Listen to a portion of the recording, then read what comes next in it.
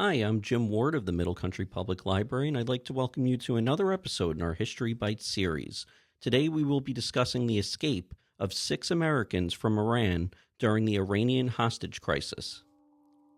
When the Iranian Revolution, which toppled the U.S.-backed regime of Mohammad Reza Shah Pahlavi, took a solid hold in early 1979, Canadian Ambassador Ken Taylor and his embassy staff in Tehran scurried to evacuate the 850 Canadian workers from Iran. Having accomplished that, they processed thousands of applications for visas from Iranians anxious to flee the country. Meanwhile, Islamist militants stormed the U.S. Embassy on November 4th, taking 66 Americans hostage. Iran's new ruler, Ayatollah Khomeini, made their release dependent on the extradition of the Shah, who was in a New York hospital, to Iran. As the so-called Iranian hostage crisis unfolded, 14 hostages, women, African Americans, and a gravely ill individual, were released, leaving 52 Americans hostage. But 6 Americans escaped capture that day. The agricultural attaché, Lee Schatz, casually strolled through the crowd and took refuge with the Swedish embassy. 5 others were also able to make their way out of the compound unnoticed. Robert Anders, the head of the consular section, and 2 consular attachés, Joe Stafford and Mark Liek, with their wives. Picking their way cautiously through the streets, they reached the temporary security of Anders' apartment. 4 days later, Canadian Chief Immigration Officer John Sheardon was astonished to receive a phone call from Bob Anders. Anders explained the situation and asked if he and his group could be given shelter within the next few days. Sheardon promised to consult the ambassador. He got it instantly, with the full backing of Canadian Prime Minister Joe Clark and Foreign Affairs Minister Flora MacDonald. 2 of the fugitives were sheltered by Taylor in the ambassador's home, 4 hid in the residence of John Sheardon, the top Canadian immigration official in Iran, from whom the Americans had first sought help and who had replied, quote, "Hell yes, of course, count on us," end quote. The Canadians also offered to take in any and all of Tehran's foreign correspondents should they get into trouble with the unpredictable revolutionaries.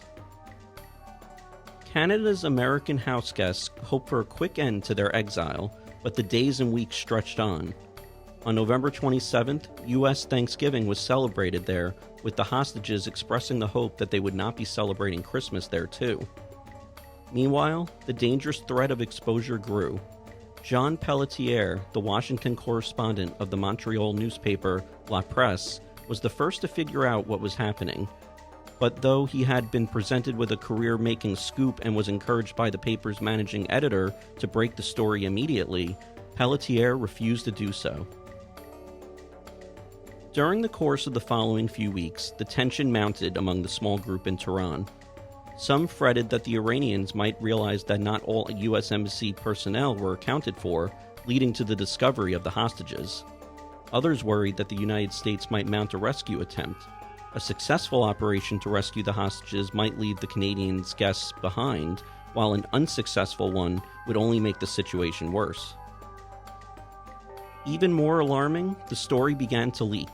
It was accidentally spread through the Department of External Affairs when one of Taylor's reports, which had been classified secret rather than top secret, was included in a summary distributed to senior departmental officers.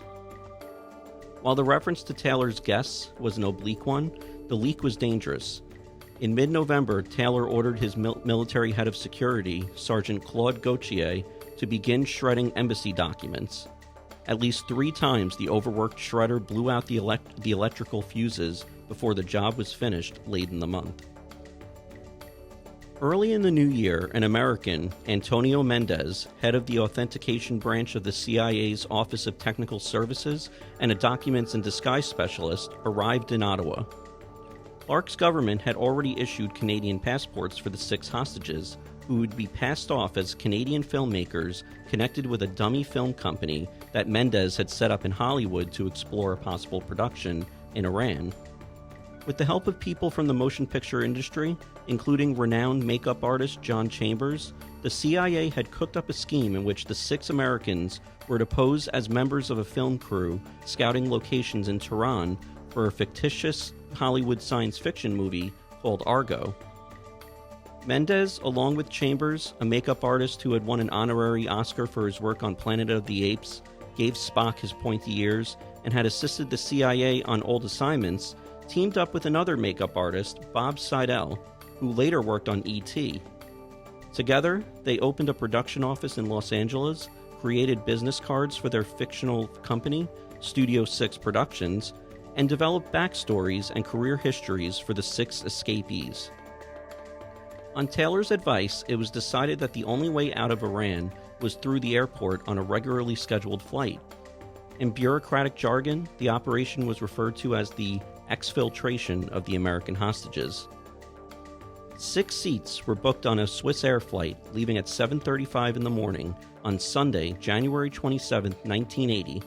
As a backup, seats were also booked on subsequent KLM, Air France, and British Airways flights.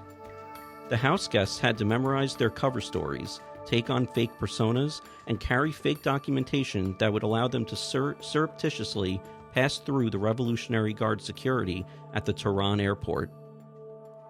The film crew navigated its way nervously through the airport, but the 6 passed through airport security and immigration checks with no difficulty. The Swiss Air flight was an hour late in leaving, but otherwise there were no hitches. After 2.5 months of house arrest, the 6 American hostages were free and safe.